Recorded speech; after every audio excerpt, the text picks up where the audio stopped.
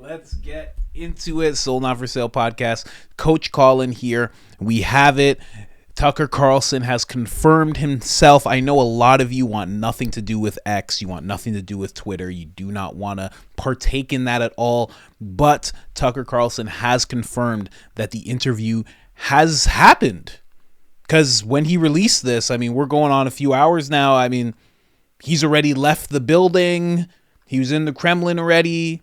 This interview has already happened. It's just a matter of time before they actually release it. And he's already told us that he's going to release it unedited. So this is going to be, I mean, aside from, switching camera angles and whatnot, this is going to be wild. I just want to play his response of why he did this. And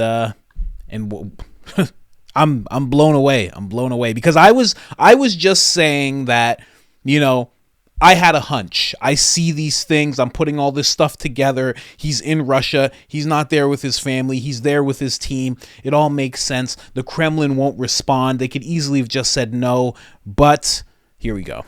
We're in Moscow tonight. We're here to interview the president of Russia, Vladimir Putin. We'll be doing that soon.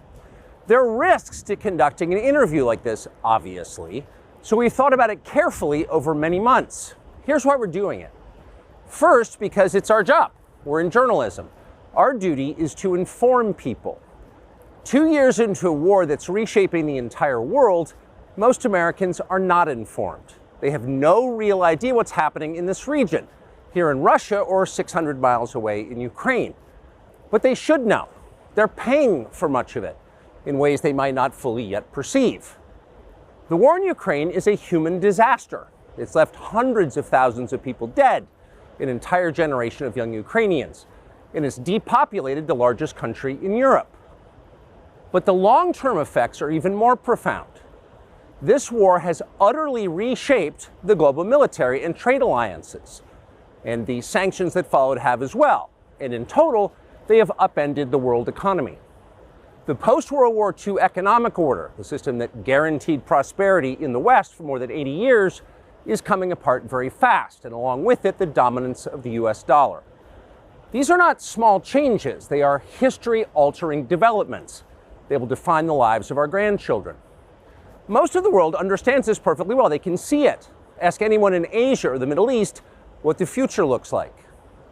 And yet the populations of the English-speaking countries seem mostly unaware. They think that as nothing has really changed. And they think that because no one has told them the truth. Their media outlets are corrupt. They lie to their readers and viewers. And they do that mostly by omission. For example, since the day the war in Ukraine began, American media outlets have spoken to scores of people from Ukraine, and they have done scores of interviews with Ukrainian President Zelensky. We ourselves have put in a request for an interview with Zelensky, and we hope he accepts. But the interviews he's already done in the United States are not traditional interviews. They are fawning pep sessions specifically designed to amplify Zelensky's demand that the U.S. enter more deeply into a war in Eastern Europe and pay for it. That is not journalism. It is government propaganda. Propaganda of the ugliest kind, the kind that kills people. At the same time, our politicians and media outlets have been doing this, promoting a foreign leader like he's a new consumer brand. Not a single Western journalist has bothered to interview the president of the other country involved in this conflict, Vladimir Putin. Most Americans have no idea why Putin invaded Ukraine or what his goals are now. They've never heard his voice. That's wrong. Americans have a right to know all they can about a war they're implicated in, and we have the right to tell them about it because we are Americans too. Freedom of speech is our birthright. We were born with the right to say what we believe. That right cannot be taken away no matter who is in the White House. But they're trying anyway. Almost 3 years ago, the Biden administration illegally spied on our text messages and then leaked the contents to their servants in the news media. They did this in order to stop a Putin interview that we were planning. Last month, we're pretty certain they did exactly the same thing once again. But this time, we came to Moscow anyway. We are not here because we love Vladimir Putin. We are here because we love the United States, and we want it to remain prosperous and free. We paid for this trip ourselves. We took no money from any government or group, nor are we charging people to see the interview. It is not behind a paywall. Anyone can watch the entire thing, shot live to tape and unedited, on our website, tuckercarlson.com. Elon Musk, to his great credit, has promised not to suppress or block this interview once we post it on his platform, X, and we're grateful for that. Western governments, by contrast, will certainly do their best to censor this video on other less principled platforms because that's what they do. They are afraid of information they can't control. But you have no reason to be afraid of it. We are not encouraging you to agree with what Putin may say in this interview, but we are urging you to watch it. You should know as much as you can. And then, like a free citizen and not a slave, you can decide for yourself. Thanks. Wow. That is incredible. I don't think a lot of people, especially the people who don't like Tucker, I don't think they understand the weight of this. Because here's the thing that I wanted to bring up in this whole thing. This is not the first time Putin has been interviewed. It's the first time in a while by somebody who's from America. I was going to say American media. I guess you can consider Tucker Carlson Network just that. But he's been interviewed before. He's been interviewed by Megyn Kelly. He's been interviewed by a bunch of different people throughout time. Megyn Kelly's interview was just in 2018.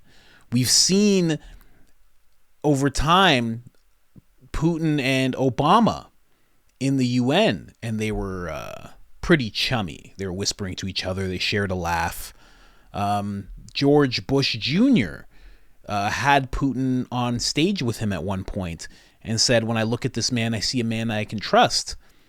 You know, it's just interesting. It's especially reading the book 1984. It's, you know, they're able to just switch it. It's like they're the enemy, then they're okay, then they're the enemy. And if you ever say that they were ever okay in anybody's eyes, well, then you're the enemy. You're the problem. You're crazy. I think the issue is now that at the time Megyn Kelly did it, she wasn't this independent person that you see on YouTube like she is now. You see her on YouTube and X and all that. She wasn't that. She was one of the talking heads. She was one of those people that had the leash of, you know, certain agencies. She can only say certain things, do certain things, hand that interview over to the powers that be. They will edit it the way they need to edit it. The story will be what it needs to be, and they'll put it out there. This is not what Tucker's doing, and I think that's the big problem. The big issue is Tucker has decided that this is not going to be something that is going to be... There's going to be no spinning the story with this one. He's going to ask the questions that he asked, and I brought this up in the last video. I said Tucker always makes people seem human. He always shows the other side of things. If you know somebody through and through, if you watch, or if you know a story through and through, if you watch Tucker talk about that same story, you will have a completely different angle of that story. That's the great thing that he does as a journalist, that he finds the unturned stones in a story and he turns them all over. And he shows you and says, hey, did you consider any of this? And when you get all of those things, you are able to build nuance, and then all of a sudden you can have an informed opinion, and your opinion may not be what the mainstream wants it to be. You know, the same problem that they have with X, and the fact that X is giving people freedom of speech, is giving journalists the ability to just go and put stories out faster than the mainstream media. They're able to get closer to the story. You're able to see so many different sides and so many different angles of a story. They have a problem with that because it takes away their ability to shape narrative. Tucker doing this interview with Putin takes away their ability to shape narrative. Now, there's going to be a bunch of things. I don't know how long this interview is going to be. There's going to be a bunch of things that Putin's going to say, and now the mainstream media is not going to be able to say he said this or he said that. That's not going to be an ability that they have anymore. That's going to go away. All of a sudden, it's going to be, well, he said this, and you're going to be able to go to that interview with Putin and say, no.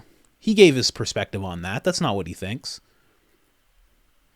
That's damaging. That's damaging to this whole system that we're in. So, very interesting. Also interesting that he said he wants to interview Zelensky. I'm going to show you another video in a second. It's in the news media. Let's stop here. Oh, no, that's not the video. Let me find the video. But very interesting that he said he wants to interview Zelensky. That is something that I didn't realize was going to happen. I actually, in my mind, I was like, he'll interview Putin, but he probably won't interview Zelensky. And the fact that he actually reached out, I'm like, that's pretty solid of him. But I do think Zelensky is kind of a part of that whole machine in a sense. I feel like he's not going to do an interview with Tucker because the people who kind of hold his pocketbook don't want that. So they won't allow that. I know that sounds weird as I'm talking about the president of a place, but I think they have control of him to that extent. I think that if he wants, sorry, this is the other video I'm going to show you in a second. If they want him to not speak to Tucker, that's exactly what will happen. So kudos to Tucker for reaching out, but I don't know if that's actually going to happen. Now, CNN actually did a whole piece on this. They're going into a whole frenzy about everything. Let me show you what they have to say. They've come up with a different, now, and the reason I played Tucker first is because it's so good to hear from the horse's mouth, from the source, and then hear them try to shape narrative. Because then it just lifts the curtain so much better. It's so much easier to lift the curtain at that point. Listen to what they are saying Tucker's doing by doing this interview. You've already heard what he has to say. You've already heard his reasoning. Now hear their reasoning towards why Tucker's doing what he's doing. Here, let's go. The word reset. A massive shakeup in Kyiv coming as Putin is trying to court the MAGA GOP in the United States. In fact, one of the leaders of the MAGA GOP is in Moscow tonight. It's the man you see here with the MAGA leader Donald Trump, Tucker Carlson. Possibly there in Moscow to interview Putin. Definitely there as a Putin-supporting celebrity. Just listen to how Russian state media is breathlessly celebrating his visit. Independent journalist Tucker Carlson has flown to Russia from the U.S. via Turkey to Vnukovo Airport. He saw Spartacus Ballet at the Bolshoi Theater, had lunch in a nice restaurant, went for a ride around town, rode the subway. He charged his smartphone via a USB port and connected to a fast and free Wi-Fi internet. He charged his phone, although they're knowing the details about the fact that it was during USB port may give him reason to think twice about all of this. But look at them talking about him like a celebrity. Everything he does on camera, breathlessly repeated. Now, it is unclear if an interview between Putin and Carlson will take place, but if it does, it gives Putin a chance to sit down with a big supporter. It might be worth asking yourself, since it is getting pretty serious, what is this really about? Why do I hate Putin so much? Has Putin ever called me a racist? Has he threatened to get me fired for disagreeing with him? Does he eat dogs? These are fair questions, and the answer to all of them is no. Vladimir Putin didn't do any of that. I'll actually always remember watching that clip. I was standing in Ukraine 48 hours before the war began there. Well, Carlson then stood by Putin consistently all the way through. And that is why he can go to Moscow now without any fear of being summarily imprisoned. He's a hero. This was Putin's mouthpiece in the United States, somebody who had turned a blind eye to the atrocities committed by Putin because they were happening far away. Once vibrant towns turned to ruins, mass graves with dozens of bodies in the Kyiv suburbs, a theater full of innocent women and children sheltering, bombed, despite the giant world children written on the roof. More than 200,000 Ukrainian soldiers killed or injured. And tonight, Putin is trying to seize on the fact that Zelensky's set and shakeup by Zelensky. I had to skip over that part because I can't actually play war footage, but it's just very, very interesting. Like, as you see this woman, I'm going to find the next clip of her talking. But when you see this woman talk, just know you are seeing an actor in full swing. You are seeing an actor in full swing. I've done an episode just dedicated to her. When it comes to when Tucker talks about propaganda, when Joe Rogan talks about CNN talking about how they're propagandists, she is at the top of the list. She is actually banned from Russia. She's saying, oh, Tucker can go to Moscow and not be in fear of being imprisoned because he's a mouthpiece for Putin. No, that's not why. It's because he didn't spout any lies. She said so many lies about Russia that Russia actually put a ban on her. And if she tries to go, she will be imprisoned. Her and a list of other journalists who have said things that are just wrong. The journalists who haven't said anything, who haven't made up any lies, they're actually allowed to go. A journalist like Tucker Carlson, who has said, who is known throughout the world for being not just a good journalist, but an honest one and one that can show different sides of things. That's why he's able to go to Moscow. I could go to Moscow right now. I'm considered a journalist in a sense. I don't know why, but I am. It's not just because he's a mouthpiece, not whatsoever. And I just want to say really quick, the last thing that really trips me out is that she just called Tucker Carlson a mega leader. A leader. It's amazing. I had no idea. I'm going to be honest with you. I never think of Tucker as a mega leader, but I could be wrong. Maybe he is the one running the show. Maybe he will be vice president. Can you imagine Donald Trump's just like, and your mega leader? Here, let's hear a little bit more from these people. Again, I'm just playing this because it's so, once you hear what Tucker has to say, once you hear what a person has to say, it's like you and me have a conversation and then you go and see someone who's actually actively lying to you. It blows your mind so much more. When you're talking to someone, you feel like they're lying. You're like, But when you know for a fact they're lying and they're doing it in front of you, you're like, it becomes more sinister. And I just want you guys to be able to see that. Let's play a little bit of this. From even getting rid of his top general, but saying it could be much bigger than that in a complete reset. Obviously, he must have thought through the risks of doing that and even how that could weaken his position vis-a-vis U.S. aid. Of course, he and his team have been going back and forth about this for some months. Ever since it became clear that the counteroffensive of last summer and fall. This moment, right?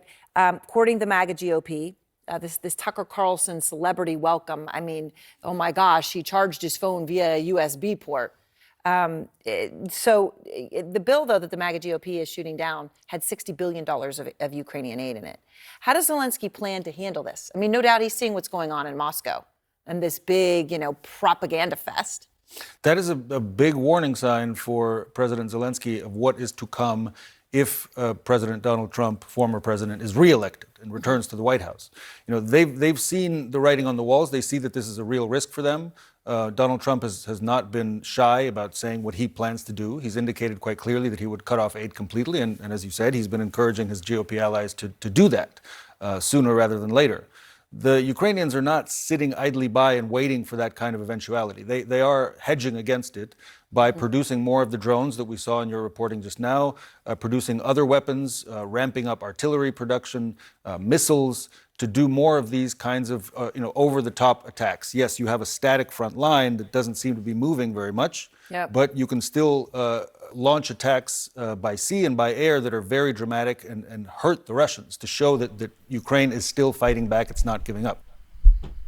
So their whole thing is if Donald Trump gets back in office, well, I mean, it's going to be terrible. No. You're just not going to get any more money. You're not going to get any more weapons. And then they're going to come to a peace. He's going to sit down and bring peace amongst that place. And you're going to have no more money. And your people are going to be safe. And people are going to stop dying. He's already made it clear that that's his intention. And then they called it what's going on right now. What they just saw with Tucker Carlson. And you've already heard what Tucker has to say about this whole thing. It's just journalism. This is what you do when you're a journalist. You find people who are in very wild situations, like a war, and they're the head of the country. You find those people and you talk to them about the war and about their stances and about what they think is going on in the world and how they feel about your country, their country, etc. That's journalism. And they're branding that as a propaganda fest. It's so amazing to see in real time what CNN is actually doing. Joe Rogan said it like a year ago. They're propagandists. He says it all the time when he talks about CNN. There's a reason why Joe Rogan was on the verge of suing CNN. They're propagandists. They're just making things up. And like all of these major news outlets, they never have to apologize. They never have to acknowledge anything that they say is wrong. Whether it's 2020, 2021, what happened from what they pushed on everybody, they never have to admit any wrong. It's crazy. And I'm so tired of it. And I'm so happy that Tucker is doing this interview. And again, I'm not some Putin supporter, but I want to hear what the guy has to say.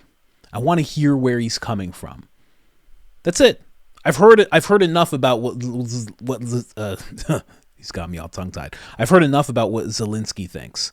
I've heard enough of him sitting down with Lindsey Graham, best money I ever spent, Russians are dying, they're both laughing about it. I've heard enough of that. I've heard enough of the warmongering. I want to hear, and maybe Putin will be the same. Maybe he'll be all warmongering too in the interview. I have no idea, but I've heard enough of Zelensky. I want to hear the other side too. I want to hear both sides. It's I don't know. But that interview is coming. It's coming very soon. I will keep you updated on that. Again, I know there's a lot of people who want nothing to do with X, and I completely understand, but I will keep you updated because it's going to come out. And the second that it does, I will bring you the best parts of that interview right away. And other than that, share the episode, like the episode. It helps tremendously. I'm out.